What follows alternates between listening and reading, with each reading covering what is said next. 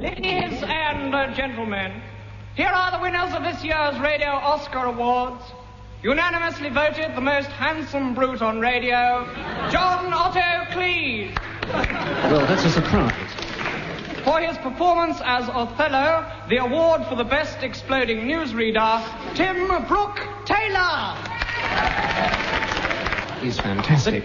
The Jones Shark Bowl for best performance as the boys of King Edward the Banana Best School, Kingston upon Volga, Joe Kendall.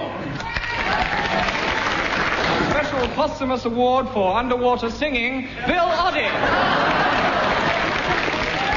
And finally, the Golden Vulture Award for the propagation of British ferrets above and beyond the call of duty. I'm sorry, I'll read that again.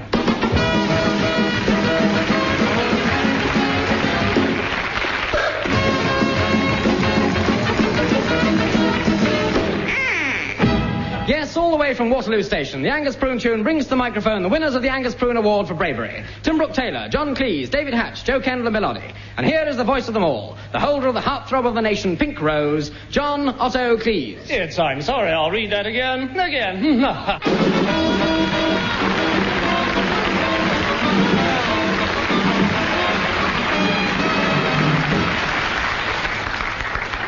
Ladies and gentlemen, we present International Cabaret. And it's good evening to this truly international audience. Guten Abend. Bonjour. Good evening, everybody. This is the show with acts in so many languages, nobody knows what's going on. And we open with a big, big surprise. Last week we had Count Otto O'Reilly and his 6 performing seals. So now, tonight... the 7th seal. Very funny Swedish joke. And now for our first spot, it's most appropriate that with the show coming from Paris, we should have something for both the German and English parts of the audience. So here they are, a truly international comedy team, Fortescue and Fritz.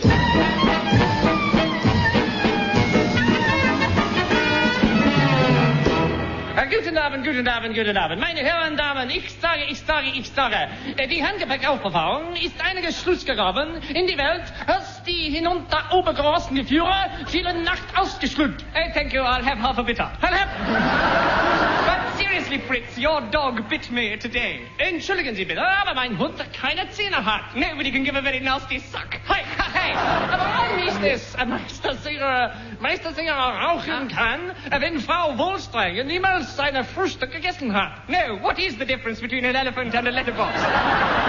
Eine Karte von Mittelsdorf. Eine Karte von Mittelsdorf ist und so weiter, ist nicht so klein wie ein Doppelölstraft der 4. nach der 4.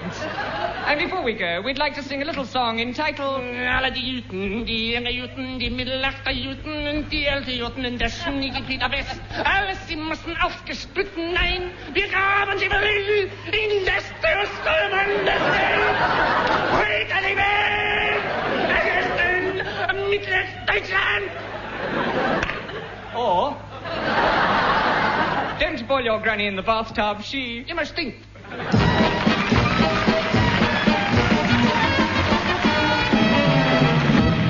And now, all the way from Athens, here's Zorba the Creep with some real folk melody in the authentic Greek style.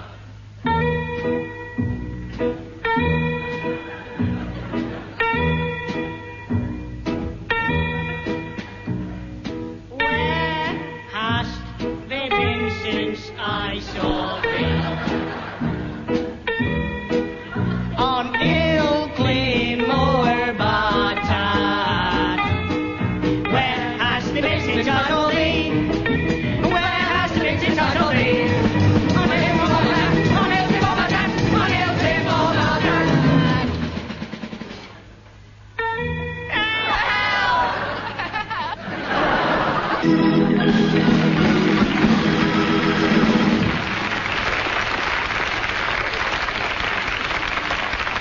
And so it's good night from another international cabaret. Next week, Sheikh Wadi bin Ahmed will be singing some Scottish folk songs. I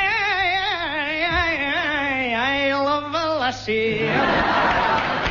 We'll be welcoming 3 Chinese ventriloquists from Latvia.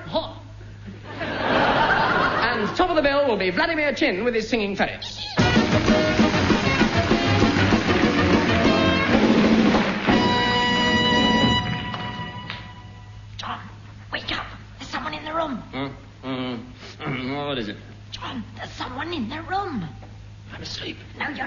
There's someone in the room. Oh. Well, do something. All right. I'll go to sleep. No, John. Oh, John, why are you such a coward? You were even frightened of that moth last night. I killed it. Yes, John, but most people would have killed it with a newspaper, not by pushing a wardrobe over on it.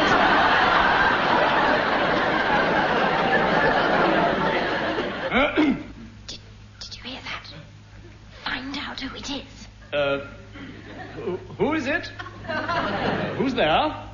Who's where? There, where you are. It's only me. Oh, it's only him. Only who? Excuse my asking, but who are you only? I'm the man from the gas board. John, he's lying. He's a burglar. Well, over here, we both think you're a burglar. Well, I'm only an amateur burglar. I don't steal things. Why not? Well, then I'd be a professional and lose my place in the British Olympic burgling team. Oh, that's all right. Switch on the light. I'll switch on the light. No, don't do that! Why not? I haven't got any clothes on. Why not? I took them off so I wouldn't wake you up.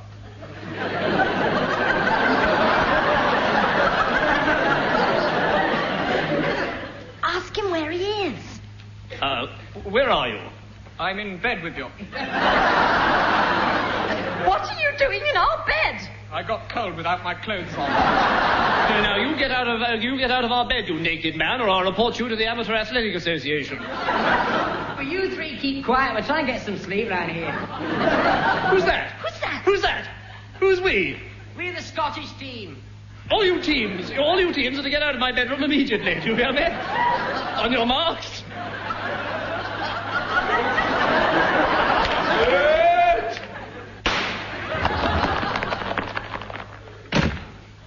You know, Mary, we're going to have to get the front door fixed.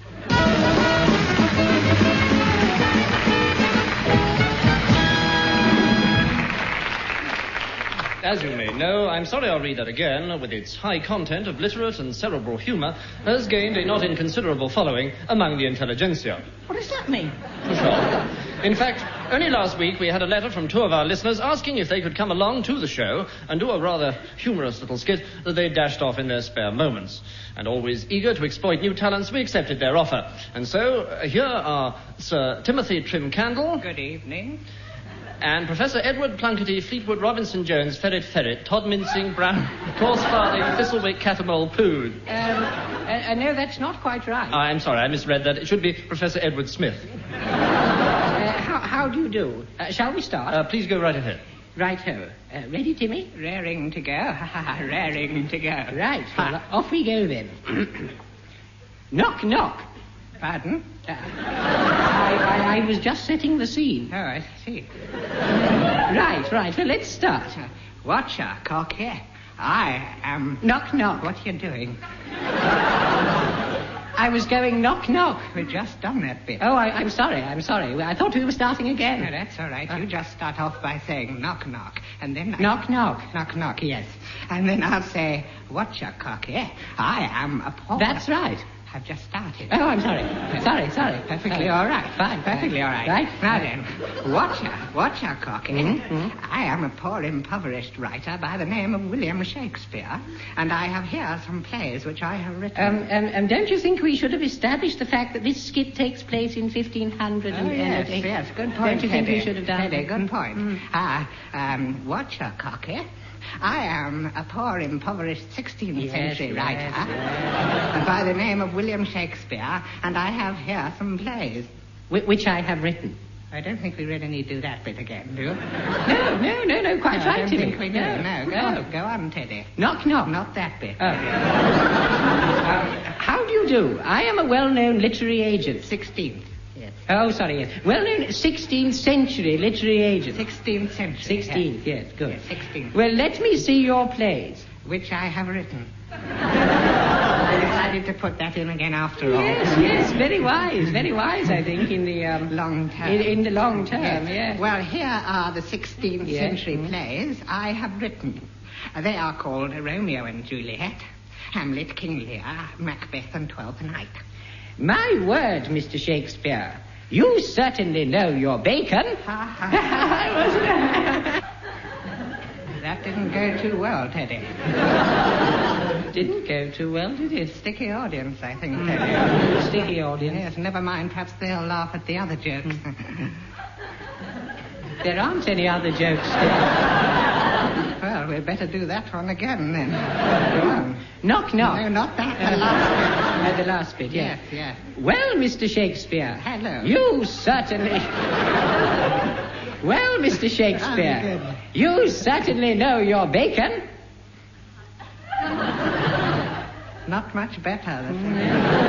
Perhaps we should have established that it was late 16th century, do you think? Let's press on with the rest of the skit, eh? Righto. Yeah. It's my turn, isn't it? I think it is your turn. Yes, well, here goes. Well, goodbye, Mr. Shakespeare. Goodbye. Is that all there is? Seems a bit short, doesn't it? Yes, it looked much longer on paper. Much longer, yes. On paper. Thank you very much indeed, gentlemen. That was a real pleasure. Do we get the part? No, I'm afraid not. What we were really looking for was a skink impersonator.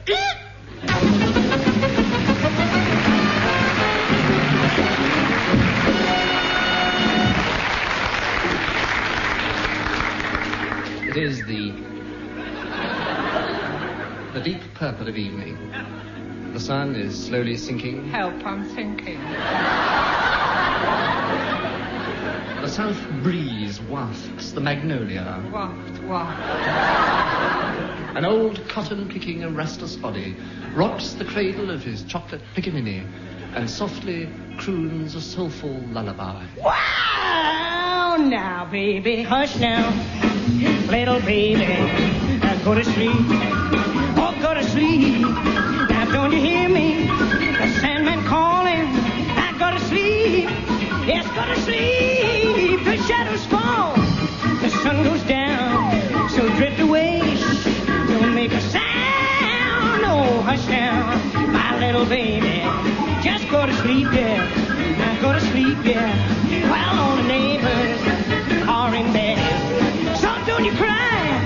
Now don't you cry. I suggest you rest your sleepy head. Now don't you cry. No, don't you cry. I'll rock you clean all the night. Oh, hush, my darling. Be quiet. I will sing you a little baby. A lullaby, yeah. A lullaby, yeah. Sing your lullaby quick. Off you go now. Goodbye, boys. Listen to the nice music. Gently now, gently. Shut your eyes. Shut them. I'll hit you. I'll hit you. I'm gonna hit you. I'm sorry, I'll sing you a nice sleepy song. All right, you like that one, you? All right, here we go then. Whoa. Hush down, baby. Don't you cry, please, please, hush down, baby. Hush down, baby. Hush down, baby. Go, go, go, go, go, go. Go to sleep. So hush now, baby. Don't you wake now. I gotta go get away, gotta go get away, gotta go get away, gotta go to sleep. Hush down, hush down, hush down, hush down. Now, little baby, go to sleep now. And don't you cry now. Now go to sleep. Hold your tight. Shut your eyes. Don't make a sound. Please go to sleep now. Please go to sleep. Oh. Hush now, little baby, before I give you a ruddy great clap down the head. Oh, he's asleep.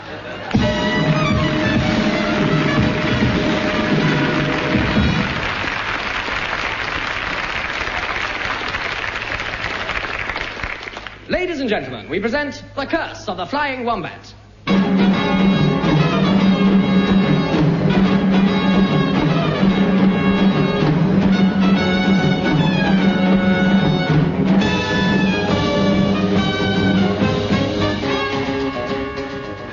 last week, and you may remember the week before. But you've probably forgotten that at the end of last week's episode, Tim Brown-Windsor and his fiancée Fiona Rabbit-Vacuum were having a quiet swim in the limpid waters. Or a quiet limb in the swimmid waters of the Indian Ocean. Excuse me, but how do you know it's the Indian Ocean? I can see Nepal. What's happened to him? Well, you know what they say, see Nepal and die. That's an appalling joke. Anyway, all of a sudden, Captain Cleese sighted sharks. I say, look out, sharks! Help! Help! Look out, sharks! Help! Help! Sharks! Help! No, I'm sorry, they're herrings.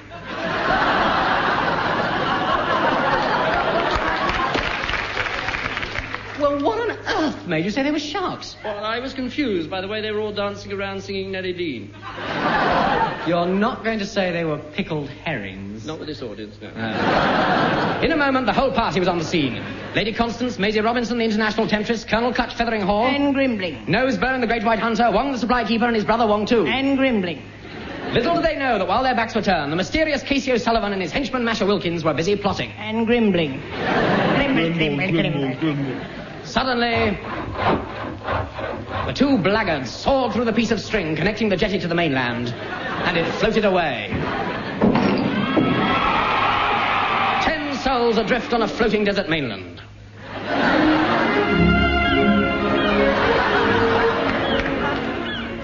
Captain Cleese knew exactly what to say. We're in trouble. You're right, Captain. Look at us. We've all turned dark red. Yes, we're marooned. But we must get under control. Now, has anyone here driven a mainland before? I used to have a Land Rover. Well, how did it go? That's a Jeep joke. Now, you three go over and sit on the edge and row us along. And Grimbling, you too. Take a paddle. Quick, look, steer to the left. So there is. Silly old cow. Did somebody call? So on they drifted, lazing their days away. Laze. On through the Tropic of Cancer. Lady Chatterley's lover, Fanny Hill. But after 6 weeks, they still weren't getting anywhere. They're not reading them properly, are they? Captain, quick look, there's a bottle floating in the water. What does it say? It says, just a minute.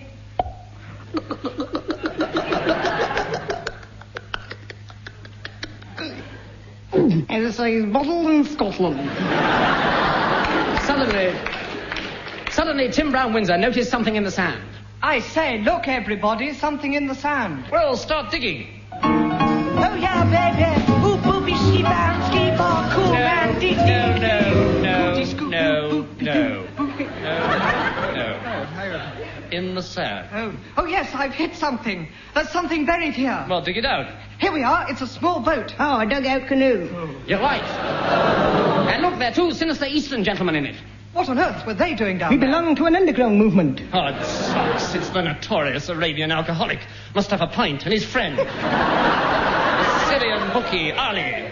Ali what? Ali, 10 to 1 the field. And there's a woman with them. Ah, is this the woman you are pleased to call your wife? No, You mean you're not married? I'm not pleased. Come here. You can have her for a song. Oh, very well. The moon is a What's that old bag you've got there? He says it's his wife. Well, open it up and see. I'm frightened. Listen, there's something singing in there.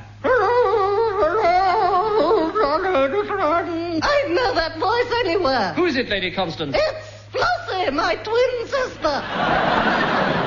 We would like to mention at this point that Mr. Brooke Taylor is playing not only Tim Brown-Windsor, but both his aunts as well. Lady Constance de Coverlet Flossie. and her sister Flossie. Constant.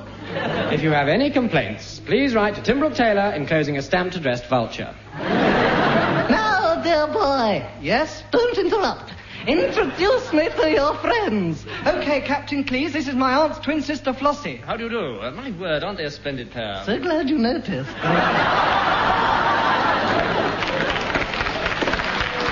Excuse me, madam. You aren't by any chance Hurricane Flossie, the vaudeville vamp? Oh, yes. You mean you were on the board? Frequently. I used to impersonate all the famous women of my day. Sarah Bernhardt, Marjorie Hatchfield, Ethel Spriggs. I used to get up on the stage and take them all off. What an act that that was, yeah. Excuse me, Lady Constance. Tea's ready. The hen's laid 2 nice eggs and I've laid the table. And later you're all invited for an Indian meal and a booze up. Ah, a curry with a binge on top. Buona. What is it, Nosebone? Yes, it's nice to see you. Grief, here we go again. We would like to mention at this point that Mr. Oddie is playing both Nosebone the Great White Hunter and Grimbling the boring old butler. Look, why don't I ever get any interesting parts? Anyway, I'm fed up with it. Look, over there. There's a gentleman coming across the sand. He says he's an out-of-work rabbi from Cairo, born of Lithuanian parents, brought up in Germany, learnt English from an Irishman and educated in Bangkok. He says he's known to his friends as the Nuke of the North, and he'll be played by David Hatch. Right. What? Oh, no, I'm not playing him. Look, here he is, Buona. You'll have to. Oh. Hello, Nanook. Welcome to our beach. Oh, Wiedersehen and Victoria Commons. Oh, awfully nice to see you, my little darlings. Hallelujah. And as we say at the London School of Economics, to the lot of you.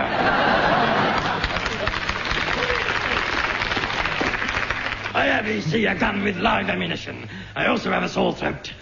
Make one artificial move and my goodness gracious me, I shall shoot you. And that goes for you too, Fräulein, baby doll. What do you mean by this? I wish I knew. But what are you going to do with us? I'm taking you all into slavery. I'm taking you to Baghdad. Move along there, covers. 1 size, 3. Vamos! By golly, it does you good. Why are you taking us to Baghdad? I'm going to sell you to the caliphs, who were, incidentally, born in Kent. Kent? Yes, they're the white caliphs of Dover! Are they to be sold into slavery? As they are led away by the sinister Nanook of the North, played by David Hatch, one thought must be uppermost in everyone's mind. What a lousy accent. Can they escape before they reach Baghdad? Why does Humphrey Barclay suddenly look so old? Will you be listening next week? Are you listening now?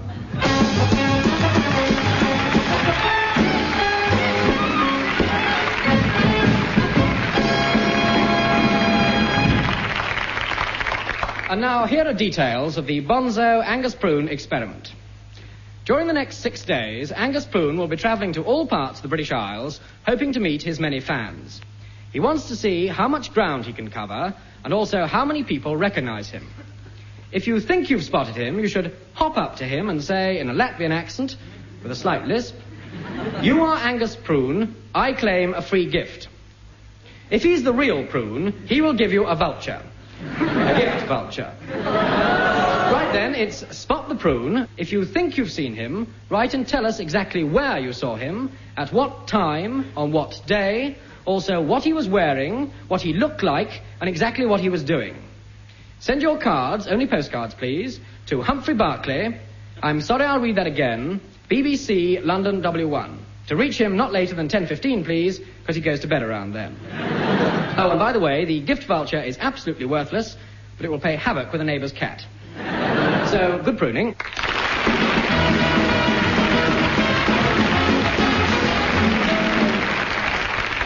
Once again, the Angus Prune tune brings to an end I'm Sorry I'll Read That Again, which was written this week by Graham Chapman, Graham Garden, Eric Idle and Bill Oddie. And you can blame him, too, for the songs. The voices you heard belonged to Tim Brooke Taylor, John Cleese, David Hatch, Joe Kendall and Bill Oddie. The music was played by Dave Lee, and the whole show was produced by Humphrey Barclay, the well-known white elephant.